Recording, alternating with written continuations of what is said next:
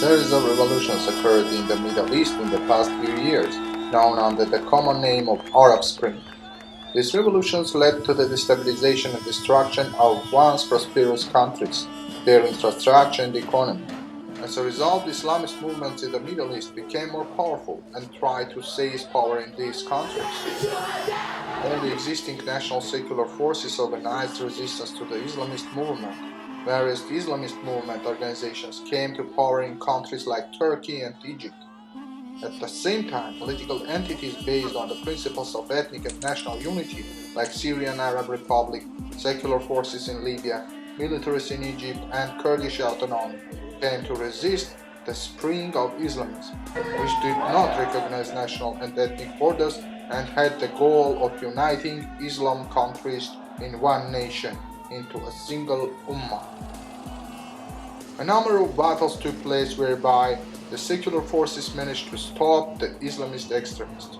In all these battles, the USA defended the Islamist forces, like in Egypt during the clash of military with Islamists or in Syria. The USA hoped that the victory of Islamists would automatically lead to the establishment of democracy in the Middle East. The battle for Kobani was the only example where the USA took the side of non-Islamists. The battle, which was the center of the clash between the ethnic state and the Islamist movement called Islamic State, led to the revision of the US policy on the issue. The USA chose to hit the same target as its opponents, Bashar al-Assad and Iran. The political Islam in Syria and Iraq becomes a threat to the security of the USA. Professor Sergei Markidonov offered the following comments on the issue. Political Islam to appeal to the traditions, to be a return to fundament, to the religion, and of course they appeal to social justice. And they were monopolized also by leaders of Islamist movements. And I think the Arab Spring became a maybe kind of qualitative leap in the shift from nationalism to radical Islamism. What's about consequences? I think now we see the conflict between the statehood and some networks, because for radical Muslims, for Islamists, the existence of state is not the value number one, not the goal number one. For them, it's more important to share their solidarity, their ideas among different groups all over the world. And borders, sovereignty, nationality, ethnicity don't play significant or decisive role in this situation.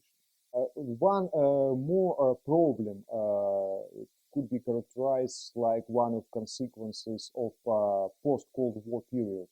The United States were very successful in Europe, in this part of the globe. The other story was in the Middle East. I think the United States mechanically applied some successful approach in Europe to the Middle East and provoked in this way many mistakes, because the context of Middle East cultural, mental, political, historical is rather different from the European Union countries. The American approach provoked instabilities in this region, unpredictabilities, because it was easier to destroy a state like Syria, or maybe to establish difficulties for the existence of the state structures. Libya also the other example of the destruction of their statehood. But what's after?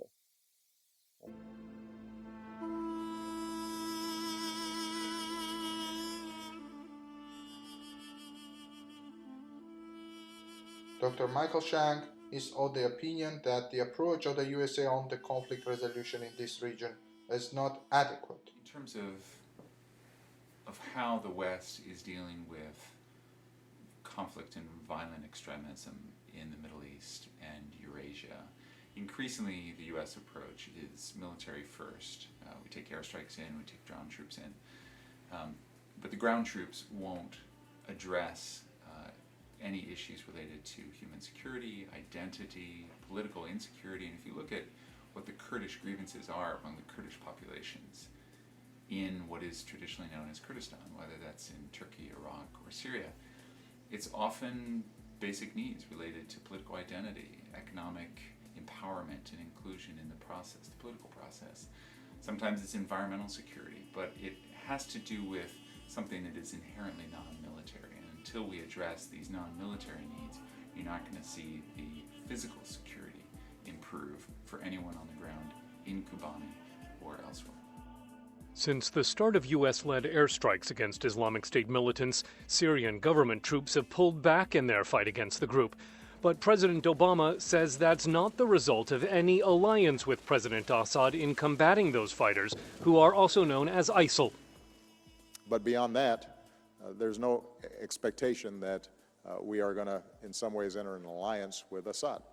He is not credible in that country. We can't say what will happen in the Middle East in the future, but we definitely can say that people have needs, and needs should be addressed. Mar-Tիրոսյան, Washington, D.C.